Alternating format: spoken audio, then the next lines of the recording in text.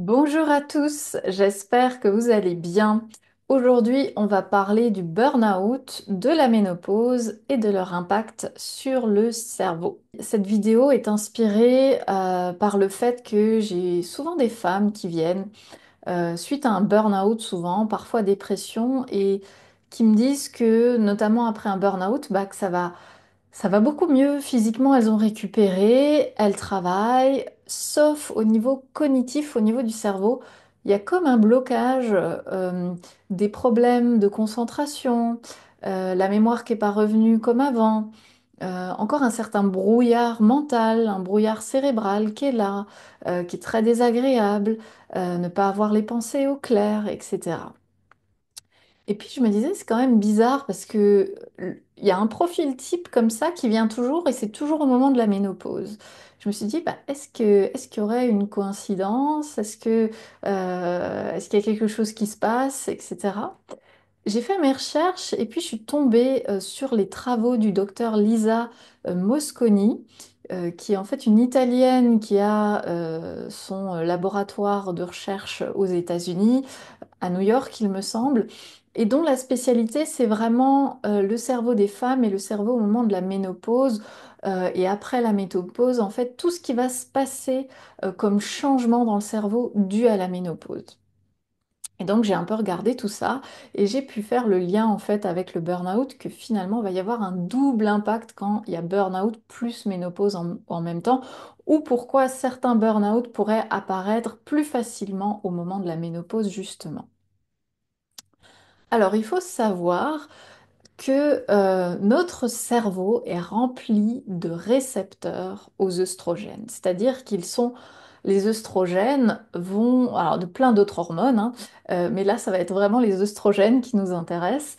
Donc les œstrogènes, quand ils arrivent au niveau du cerveau, ils vont pouvoir se fixer sur des petits récepteurs à la surface de nos cellules cérébrales, donc les neurones, mais aussi les cellules gliales, euh, et vont donner un message quelque part, vont permettre de modifier le cerveau.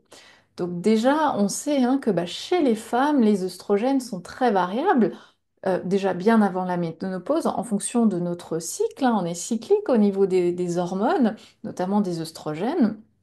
Et en fait, ça va avoir une incidence. Et moi, en faisant mes recherches, j'ai appris que mon cerveau était cyclique. Il fonctionnait de manière cyclique. Par moments, il était très performant, par moments, il l'était moins à cause de de la variation du taux d'œstrogène dans le sang. Donc, mesdames, déjà, première info, votre cerveau est cyclique. Donc, si juste avant les règles, vous sentez aussi un certain brouillard mental, qui devrait rester léger, hein. Si c'est fort, si c'est vraiment du SPM, hein, les syndromes prémenstruels qui sont très forts, ça c'est pas normal.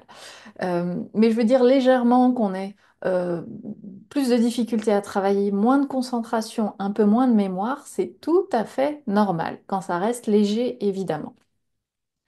Le cerveau des femmes, les estrogènes sont variables et donc le cerveau va aussi avoir un fonctionnement qui va être cyclique et variable. Mais qu'est-ce qui va se passer lors de la ménopause? Il va y avoir en fait vraiment une réduction très forte du taux d'œstrogène dans le sang. Et alors les œstrogènes, quand ils sont présents, qu'est-ce que ça fait au niveau du cerveau? Déjà, ça va fortement augmenter la connexion entre les neurones. Au niveau des dendrites, ça va avoir un effet. Les dendrites, c'est là où vont se connecter les neurones. Et donc là où va y avoir les synapses. Donc ça va augmenter quand il y a des œstrogènes, c'est un peu comme un boost, des super boosters, vous voyez, de notre cerveau. Ça le rend hyper efficace. C'est pour ça que juste après les règles aussi, notamment, normalement les femmes sont, tout d'un coup, elles peuvent travailler, faire plein de choses, réfléchir à plein de trucs, lancer des projets, etc. Mais c'est que en fait, leur cerveau, il commence à être, hein, après les règles, à être dans à être pas dopé, ou aussi une sorte de dopage naturel qui est leurs œstrogènes. Donc, il va y avoir une augmentation de l'efficacité et de la transmission de l'information entre les neurones, mais aussi on voit qu'il y a une augmentation de l'oxygénation du cerveau grâce aux œstrogènes. Donc, qui dit plus d'oxygène, donc plus d'énergie. Il y a aussi une augmentation de l'apport en nutriments, ou du moins de l'accessibilité des nutriments par les neurones. Donc les neurones vont avoir plus accès à des nutriments, donc vont pouvoir mieux fonctionner. Également une augmentation de l'utilisation du glucose par les neurones, donc aussi augmentation de l'énergie disponible pour les neurones, donc une fois de plus, meilleure efficacité neuronale des neurones, du cerveau de manière générale.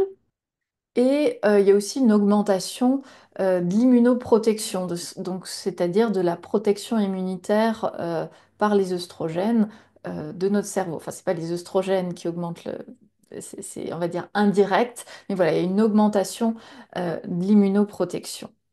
Et puis de manière générale, on sait que les œstrogènes maintenant sont aussi une hormone de croissance. Donc ça va agir sur ce qu'on appelle la neurogénèse, c'est-à-dire la production de nouveaux neurones dans le cerveau, hein, les cellules souches neuronales. Et puis aussi, ils vont augmenter la neuroplasticité, toujours au niveau des dendrites, donc des connexions entre les neurones. Donc ça va permettre voilà, plus de neuroplasticité, un meilleur apprentissage, etc. Enfin, tout ce dont on a besoin là où la neuroplasticité est nécessaire. Donc on voit que les œstrogènes, et c'est en particulier l'œstradiol qui fait ça, qui est ce super boostant, ce super booster au niveau cérébral. Donc évidemment, en fait, au moment de la ménopause, qu'est-ce qui va se passer dans le cerveau? Il y a vraiment une diminution très forte du taux d'œstradiol parce que c'est plus produit par les ovaires. Et va y avoir comme un manquement, en fait, un manque de ressources, puisqu'il y a une diminution de l'oxygénation et de l'apport en nutriments, une diminution dans l'efficacité de la transmission de l'information au niveau des neurones, etc. Également, de ce fait, on observe une diminution du volume, légère, mais une diminution du volume du cerveau après la ménopause. Et puis aussi du fait qu'il n'y a plus cette information qui est donnée par le stradiol, les œstrogènes, va y avoir un peu comme à l'adolescence, c'est pareil, mais les effets sont très très différents au moment de la ménopause, mais il va y avoir un remaniement des connexions neuronales, c'est-à-dire qu'il y a certaines régions en fait du cerveau où il va y avoir une baisse de la connectivité, c'est-à-dire une baisse des connexions entre les neurones, donc moins d'informations qui va être transmise, mais au contraire, il y a d'autres régions cérébrales où la connectivité va être augmentée, donc une augmentation de la transmission de l'information entre les neurones. Donc il y a vraiment un remaniement au niveau du cerveau chez la femme pendant en fait qui se passe pendant la ménopause, déjà un peu avant au niveau de la périménopause et qui va ensuite en fait la manière de fonctionner du cerveau va être différente avant et après la ménopause. Et tout autour de tout ce qui est la périménopause, c'est là où va avoir lieu ces changements. Et c'est là du coup où va y avoir en fait une certaine vulnérabilité. Et c'est là où j'ai envie de vous parler du cerveau pendant le burn-out et la ménopause, puisque du coup la ménopause va engendrer une certaine vulnérabilité au niveau cérébral, moins de nutriments, moins d'oxygénation, des remaniements au niveau des connexions, il y a beaucoup de choses qui se passent, donc le cerveau en fait il est occupé là, il est déjà déstabilisé, il est occupé à retrouver un nouvel équilibre en fait qui devrait avoir lieu après la ménopause. Sauf que si en plus il y a le burn-out qui arrive, donc il y a un burn-out qui dit un énorme stress chronique qui est là depuis longtemps, qui va puiser énormément dans les réserves d'énergie, le cerveau va être aussi dans le manque de ces réserves d'énergie, en manque de nutriments, en manque d'oxygénation probablement. Enfin voilà, donc en fait il y a deux événements qui vont engendrer une vulnérabilité du cerveau, le burn-out et la ménopause. Et donc les deux associés, c'est ce que j'appelle le double impact. En fait, il va y avoir vraiment un double impact. Et dans ces cas-là, on va le voir dans la dernière partie de cette vidéo pour les solutions, il va falloir vraiment être très attentif aux solutions, à quoi mettre en place pour donner au cerveau de quoi pouvoir se maintenir à flot en quelque sorte. Voilà. Petit aparté, car j'oublie souvent de le dire dans mes vidéos, mais si vous êtes en burn-out et que vous avez des difficultés à retrouver votre énergie, eh bien, vous pouvez demander le guide gratuit qui explique les 3 erreurs qui entretiennent la fatigue après un burn-out. Vous allez alors recevoir par email 3 vidéos pendant 3 jours où je vous explique toutes ces erreurs en détail. Voilà, je sais que ça aide, j'ai beaucoup de retours sur ce guide, donc si vous êtes dans cette situation, vous pouvez le demander. Le lien est dans la description de cette vidéo. Alors, j'aimerais quand même terminer avant qu'on passe aux solutions sur une bonne note, une bonne nouvelle, parce que là, ça a été beaucoup de mauvaises nouvelles par rapport à la ménopause et au burn-out. Mais suite à la ménopause, il y a aussi eu des changements qui ont été observés au niveau des amygdales cérébrales. Donc, les amygdales cérébrales, ce sont ces fameuses zones du cerveau qui sont un peu les lanceurs d'alerte, hein, qui déclenchent la réaction du stress, de l'anxiété, qui réagissent très fortement aux émotions négatives, quelles qu'elles soient. Et on s'est rendu compte que bah, chez les femmes, après la ménopause, ces amygdales cérébrales il y a moins de ce qu'on appelle de connectivité. Elles sont moins connectées, elles sont moins réactives. Et donc les femmes sont en fait moins réactives aux émotions négatives, elles sont moins sensibles et donc elles vont avoir plus facilement une certaine positivité pour la vie et aussi une certaine satisfaction pour la vie. Donc ça, c'est la bonne nouvelle, mesdames. Vous allez être beaucoup moins influencées par vos hormones et beaucoup moins sensibles et réactives aux émotions négatives. Voilà, donc ça c'est quand même la bonne note. Pour terminer.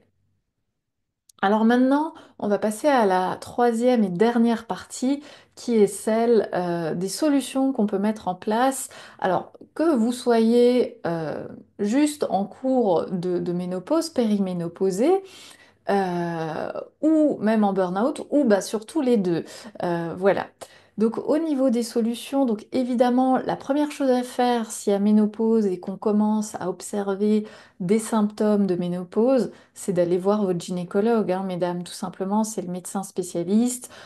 Là, moi, je ne sais pas ce qu'il fera, mais probablement un bilan hormonal. Enfin voilà, c'est avec lui, avec votre gynécologue, que vous pourrez voir tout ça. Je sais qu'il existe des thérapies hormonales. Alors bon, c'est apparemment encore en débat, mais ça peut quand même aider. Donc voilà, ça, tout ça, vous regardez avec votre médecin, avec votre gynécologue.